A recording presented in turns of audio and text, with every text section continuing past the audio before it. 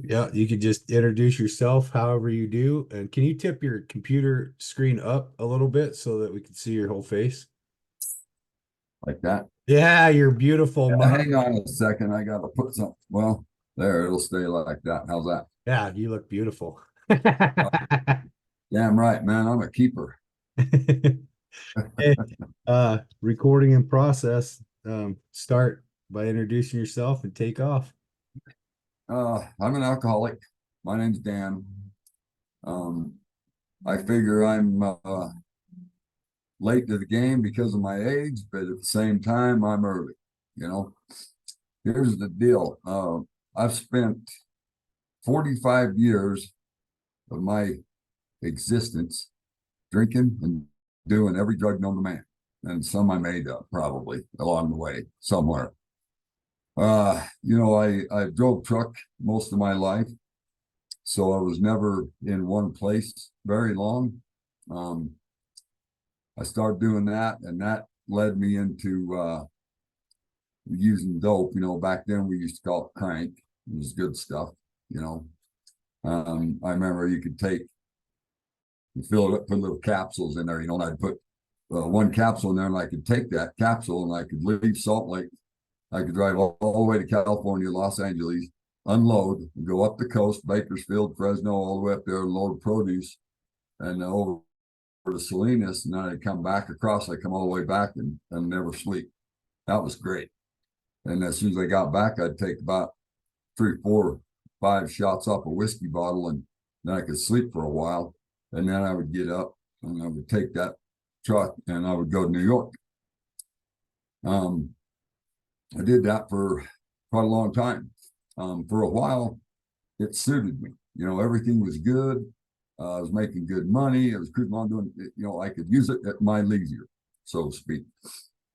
Somewhere along the way, I crossed that invisible line that we all cross, where I became a full-blown alcoholic uh, and a drug user. Um, I think the only reason I never really got into any trouble in that area was because I was driving. I was never in the same place long enough to get in trouble, you know. But I can tell you that there for a minute, a good minute, I would be running back to California, and I would leave a little place over there, a truck stop in Wyoming, and I would have just damn near the entire town of Kemmer, Wyoming's payroll in my truck. And I'd run out there and buy what they would want, and I'd bring it back and drop it off that little truck stop, and they were having a great time. I used to do stuff like that all the time. I don't know why I never got hung up or I get pulled over by the highway patrol all the time, and have literally pounds and whiskey and everything, and then never got a problem with it. I've done, in my opinion, some of the dumbest shit in the world that anybody could ever imagine doing, all the way from driving around naked, run 122 miles an hour, outrunning cops and just doing dumb stuff, you know. Um, I was going across Nevada one evening. I was running about 120 miles an hour, and I could hear him on the scanner. Oh, we got this son of a bitch. And I had one coming at me from the west and one climbing the mountain Pequot over there to turn around and come get me. I know that hill real well. There's nowhere on that hill that you can do a U-turn in the median. You have to go all the way to the top of the hill. So I knew about how much time I had. I zipped down the bottom of there. I took that exit off I-80 there into Wells, Nevada, and slung around back at Donna's whorehouse. And I ran inside there, beating on the door. And Donna, you got to hide me. You got to hide me. And they stuck me in a closet. And I could hear him coming through there, beating on the door. Where is that son of a bitch? We know he's here. Um, and that led to a lot of interesting things I did in my life. But I used to stop, and I was hauling meat. I used to stop there and drop turkeys off to them around Christmas time and hams and stuff. And, then I'd come back and they'd take me in there and get all hooked up. And, they'd do my laundry and fill my thermos up, and I'd take a shower and shit. um, pretty soon there's a couple of gals there that lived in Salt Lake area, and hey, we need to ride to Salt Lake. Yeah, climb in. I was hauling them into Salt Lake, and then I turn around and haul them back out there on the weekend. And I turn around and take them. You know, I was doing a little bit of, I thought, community service at that time. But anyway, you know, I long time doing that, little by little things deteriorate. You know, I don't think anybody wakes up one day and decides to stretch. Yeah, oh shit, I think I'll just become an alcoholic or a drug addict today and fuck my life up and throw all my shit away. It never happens like that. I followed a very carefully laid track, you know, in my mind. If you do this, you can get that, and then you can do that, you know, and you can get this much, sell this much, and have yours over here and pay this and do. And you guys know what I'm talking about. It's a fucking psycho dribble, you know. That's all it is. It bobs here and it bobs there, you know. It comes up and it beats the hell out of you. In my career, I've lost, I don't know, a couple of houses, 2 or 3 trucks, my self-respect, my family, everything. And at the end of my career, the end of my using career, I call it, nobody would have anything to do with me. Nobody. My family wouldn't. My friends wouldn't, you know. And a friend of mine, I haven't seen him in a long time, but a really good friend of mine, he's not an alcoholic. He looked at me and he said, you know, Dan, there's a time in life, and everybody should know this, but either you do the drugs or the drugs do you. And I thought, you know, it never left me. And I could see how they were doing me. You know, I couldn't get up without having a line of dope, okay? And I couldn't go to sleep without having a half a glass of whiskey. That's just how it was. Driving up down the road, I would drive all across Nevada and Wyoming, Nebraska, and I would stop at different places and I would walk out to the end. You know, there's a fence there that separates the highway from private property and stuff. I'd get by a particular fence post, dig a hole, and I'd bury a whiskey bottle there just in case, because I've been stuck in Wyoming and Nevada and across there in the wintertime when the weather gets bad and they close the road. And I thought, man, if I get stuck right here again, I'll have a bottle right there. And there's still plenty of places across there. I don't know. I've never dug them up. Maybe someday some antique fucker or treasure hunter will find them. I don't know. But I used to do dumb shit like that to feed my habit. I've had a powerful thirst for a lot of years. Toward the end of my drinking, I was just worthless. You know, I would look in the mirror and all I could see was this black, empty hole. It looked like a machine running. That's it. Just a machine. Didn't care who you were, didn't care what you did, didn't care nothing. You know, and if I wanted to hurt you, I would. I didn't care. You know, it was like that. I know I was down in the storage shed I had. I'd rented a car from the Enterprise place, and I told this guy, I said, look, there's $50 on this card.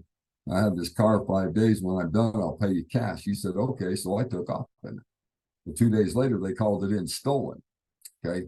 And they got beat finders or whatever that shit is, fancy fucking crap. Anyway, they knew right where I was. So the police showed up to my storage unit, and I was all lit up, drunk, you know, big chopping lines and stuff. And I hear them pound on the door, and they said, come out there with your hands up. And I was like, fuck you, come and get me. And they did. You know, that was one of their shining moments, I guess. Anyway, I wound up in jail, and I was talking to a doctor up there that was trying to help people. And, you know, at that particular point in my life, I had come to the conclusion that the only way to even try to live life anymore was to just tell the truth.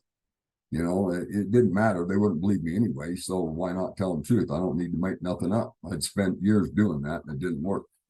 So he says, well, where are you going? And I says, well, I'm going to go up the hill over here and I'm going to beat this fucker half to death and take his shit from him. And then I don't know after that. And he decided to keep me in the nut ward there, like sons of bitch. I didn't know he could do that.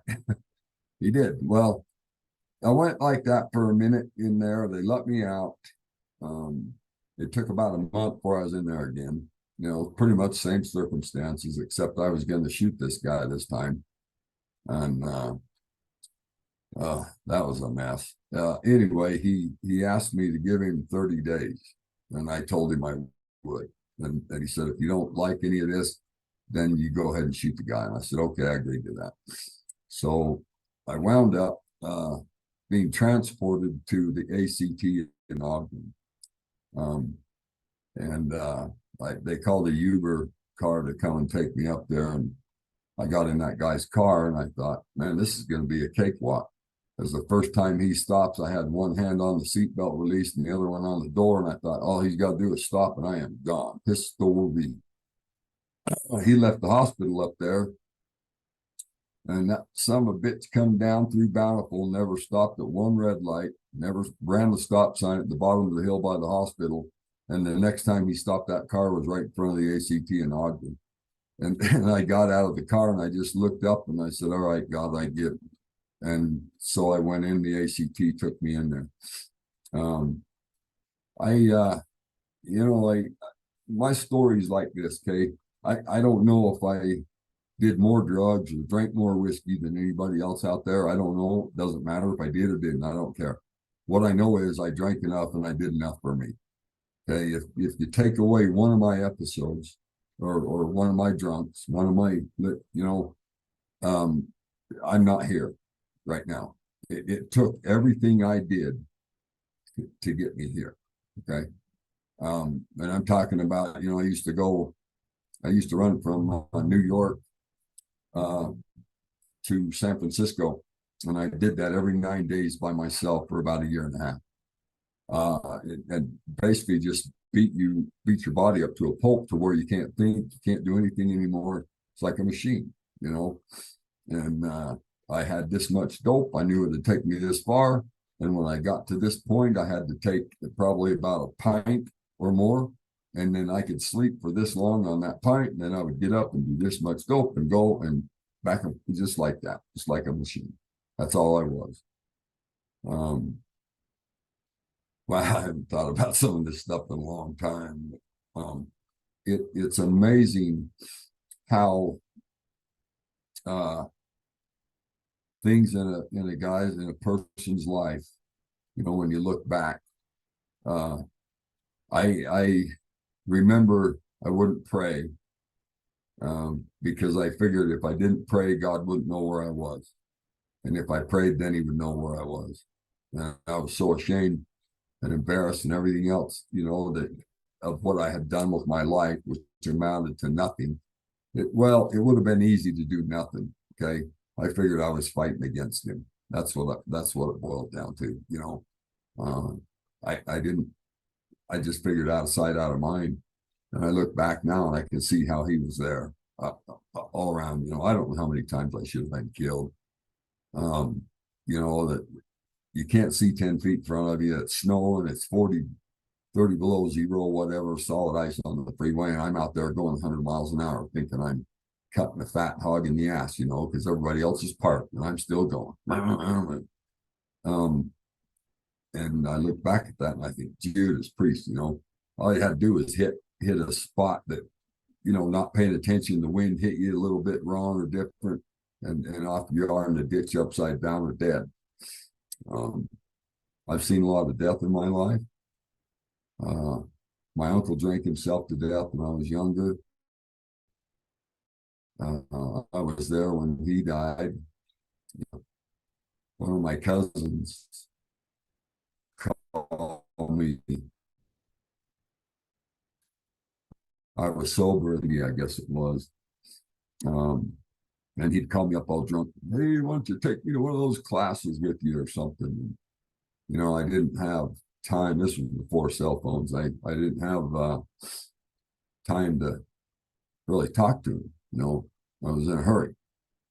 And I remember telling him, George, I ain't got time for this shit right now. And I hung up.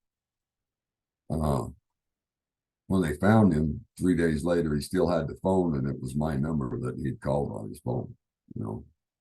And he got drunk enough, he fell over a table in his house and broke his neck and laid there and died. And that was directly after our conversation. And that fucked with me for a long, long time. You know, what if I'd have talked to him? What if I'd have gone, all this stuff you play through your head. And I drank over that for a long damn time. I finally got to a point I was going to take my life. You know, I couldn't take this no more. My first sponsor, I'll call him, little short guy, bald, pissed me off all the time. He said, why don't you quit whining about that and write him a letter? And my first response was, well, he's dead. You know, well, yeah, but why don't you write him a letter? And I said, never thought of that. Okay, so I wrote him a letter. Actually, I did this not very long ago. That's how long that was eating on me, right? he died in 2000, and he died in 2000. And it took me till just this past year to do this. I wrote him a letter, and I went down to his grave, and I sat there, and I just bawled and read him the letter. And I'm here to tell you, when I got done with that, I felt the most overwhelming, peaceful feeling, like it was okay. It was like he was telling me, hey, it's okay, you know. But I also felt, pay attention, because this could be you.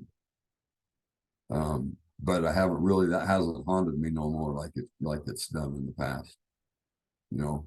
So there's weight to these things they tell you in this program, you know. Try this, try that. And I used to think, oh, that's bullshit, that doesn't make any sense, this guy's foolish. What the fuck does he know anyway, you know? And now I'm telling you, when I go about my life, and March, it was about March 25th, they took me over there to the ACT in Ogden in 2018. And I was so fucked up, okay, that it was about sometime in the first week in April before I realized where I was. And you know, Kelly, my counsel over there, and them, they kept saying, Dan, you need to pick a day. What are you talking about? Well, you need to pick a clean day. I was like, all right, April 1st, you know, fuck, like I should be able to remember that, you know. I never dawned on me that it was April Fool's Day, but that's my clean day. That's the day I say I've been clean, April 1st. Wow. And you know, I'm telling you this, okay? I know very little, but I know one thing for sure. When desperation meets willingness, the miracle of recovery happens. And if you're not desperate, you're going to get short-shot, okay? This program is for somebody that is willing to give up what you are to become what God would have you be. That's what this program is. If you think this is going to be a wash it out, stick it to the side, you can have your stuff on the side like you, fuck that. That doesn't work, okay?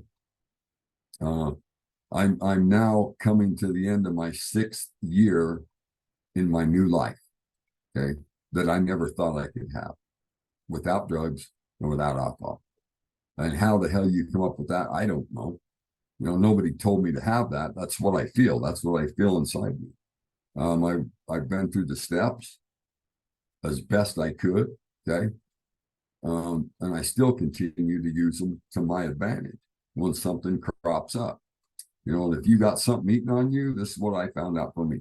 When I got something in my head and it won't leave my head, then I need to pay attention to it and I need to do something about it. Okay, it can stay in my head for a long time, but until I do something about it, that's where it stays, in my head. I got 2 guys in my head, one on the left side, one on the right side. One on the left side is selling horse shit. The one on the right side is buying horse shit. Okay, and these 2 guys think I don't know who they are, but the one guy's selling it, so the other guy buys it. Okay, And then when he buys all that guy's got, then that fucker runs over and steals it all back from him and sells it to him again. And I'm buying that, see? And I mean, it sounds kind of funny, and it is kind of funny. It sounds stupid, but that's what I do. Okay. I buy my own fucking lies, right? I buy my own shit. Okay. It, it it's dumb, but I have a disease that tells me I ain't got it. Okay. And I'm sitting here now and I start thinking like, God, was it really that bad in jail? I mean, it's not that bad sleeping on them hard fucking once, real the food's not that. Oh shit, come on, who are you trying to kid? See what's going on is in the back of my head where I don't even know I got brains. Okay, my brain is telling me I need this drug. See, and so I'm trying to find a way to get it. It doesn't matter how deep the hole is you dug or how wide it is. Okay, it could be halfway to China. There's only 12 steps to get out of that hole. Okay, and they're an Alcoholics Anonymous.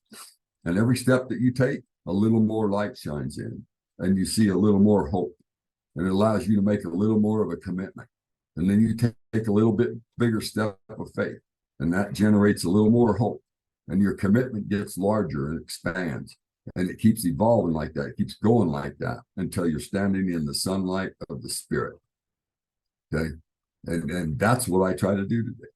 My only job today is to be of maximum use to God.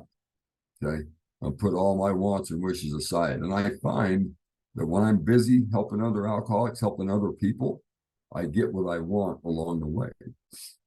I have needs, I have wants. I don't always get what I want, but I always seem to have what I need. I don't know. Anyway, that's a small part of it, but it covers pretty good track. And I hope it done somebody good, and I hope for hell's sakes, if you got none, just try it for 6 months. Shit, you got to have a job, try it out for 6 months before you even like the son of a bitch. If you don't like it, you can go get a bottle, right? All right. Anyway, thanks for letting me share, you guys. And again, I'm an alcoholic. My name's Dan. Thanks.